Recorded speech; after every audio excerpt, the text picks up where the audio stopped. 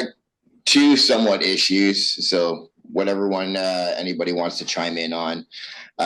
Credit card processing, I find through Pain Scout is a little bit ridiculous. Pain Scout's taking a fee, and then there's everything else. So I'm wondering who you guys are using for that, and kind of what your fees are.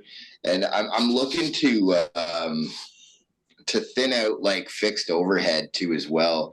Like right now we're using You Can Book Me, Paint Scout, Pipeline Deals, Clock Shark, QuickBooks Online. We have Active Campaign. We have Grade Us going. I'm like, where can I cut off? Do not cut any one of those. Those are all vital key functions to your tech stack. Not unless you want to go back to the 1980s of Yeah. And then I operations, got Zapier in there, connects everything.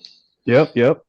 Those are saving you thousands of hours a year in admin and operations.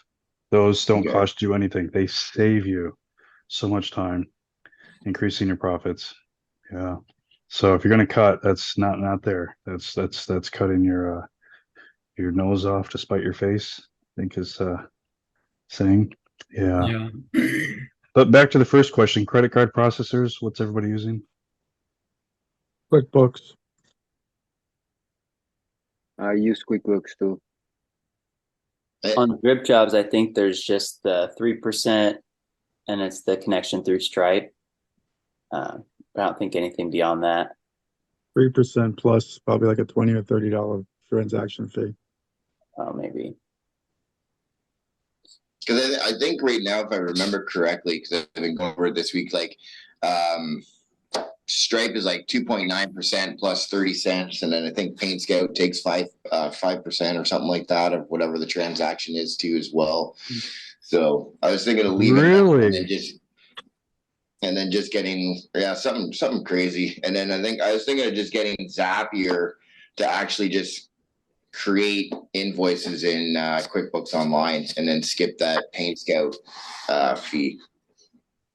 Because like at the end of the year, I'm calculating out average to what I'm going to be doing or what I'll be doing kind of in the future. And I'm going to be losing like anywhere between 4,000 and up to Paint Scout just for processing fees. That's not alone credit card fees or whatever they call the other fees that you get from Amex or this or that when you go through Stripe. So we seem to do a tremendous amount of credit card. I don't know if that's something where I should be trying to cut down and just saying, hey, like checks or whatever, but clients seem to like it.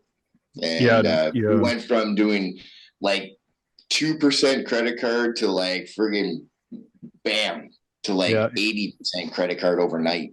And how much easier do those credit cards close? Oh, awesome. Yeah, don't cut those out. You want to make the buying process as simple and as fast as possible for them. Okay, so just include that 3% into your expenses. Just assume it.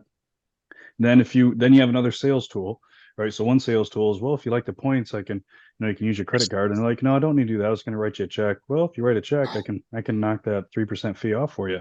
So now you're trading. You didn't give a discount. You traded, right? Mm-hmm. And there's another selling tool for you. But do not stop using credit cards for the exact reason they just close faster. Now, what you can do is say, well, we only accept Visa and MasterCard, and say no to Amex because of their ridiculous fees. Yeah, that's true. And should I limit the amount they can spend on the credit card? Like, say it's a $20,000 or $50,000 job. Can I say, hey, you can only do like the 20 grand or something like that? Like, no way. No. So just figure, add a 3% expense line in your overhead, and that's part of doing business, right? Some people say, well, I don't, cut that expense out. And it's kind of like, well, okay, then why don't you sell your trucks and use a horse and buggy? It's the same principle. It's a more efficient and effective business, and paying that 3% helps you to sell more jobs and make more money. So don't max it out. Offer it, take it any and every chance you can, but I would limit it to Visa and MasterCard. Okay. All right. Thank you. You're welcome.